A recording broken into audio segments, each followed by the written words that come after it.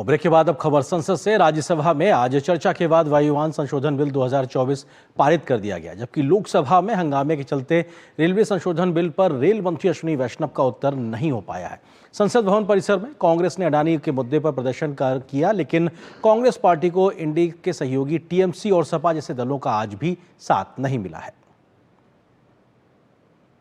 बीते 2 दिनों से संसद के दोनों सदनों में सुचारू रूप से कामकाज में गुरुवार को फिर से बाधा देखने को मिली। सदन की कार्यवाही शुरू होने से पहले ही कांग्रेसी सांसदों ने राहुल गांधी और प्रियंका गांधी के नेतृत्व में संसद परिसर में अडानी मुद्दे पर प्रदर्शन किया। हालांकि उनके प्रदर्शन में सपा, टीएमसी और आम आदमी पार्टी सहित कई विपक्षी दल शामिल नहीं दिखे।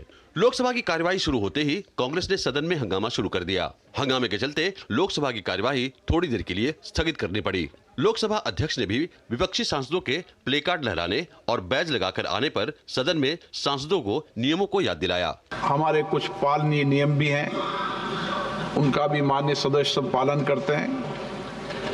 मैं माननीय सदस्यों से आग्रह करता हूं कि लोकसभा के नियम प्रक्रिया संचालन नियम 349 के अधीन कोई भी माननीय सदस्य लेपेलमीन बिल्ले लगाकर नहीं आ सकते, केवल राष्ट्रीय ध्वज के अलावा। संसदीय कार्यमंत्री किरण रिजिजू ने विपक्षी सांसदों, खासकर कांग्रेस पार्टी के आचरण को संसदीय गरिमा के खिलाफ बताया। ये पार्लियामेंट के बाहर ये जो रंग बिरंगे जो नए कपड़े पहन करके जो उन्होंने एक फैशन शो शुरू किया है, ये हमारा संसद का गरिमा को गिराता है। लोकसभा की कार्यवाही शुरू होने के बाद बीजेपी सांसद निशिकांत दुबे के विपक्ष के नेता राहुल गांधी को लेकर दिए गए बयान पर फिर से कांग्रेसी सांसद हंगामा करने लगे, जिसके चलते सदन की कार्यवाही फिर स्थगित करनी पड़ी। कार्यवाही के फिर शुरू होने के बाद रेल मंत्री अश्विनी वैष्णव सदन में रेलवे संशोधन बिल 2024 पर हुई चर्चा का जवाब हंगामे की वजह से नहीं दे पाए।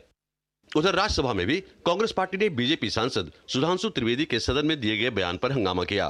कांग्रेस पार्टी सदन के अंदर अडानी मुद्दे पर भी हंगामा कर रही थी। हंगामे के चलते राज्यसभा की कार्यवाही में बाधा आई। हालांकि बाद में कार्यवाही फिर से शुरू होने पर वायुयान बिल पर चर्चा की गई और पारित भी कर दिया गया। We create India as a state of design. We create India as a state of maintenance, as a state of manufacture. Once we get these terms flowing, once you get that mindset flowing, we will become the country where we can produce our own aircraft, not only for the domestic demands of the country, but we promote it so that other countries also come to us and buy aircraft which are made in India.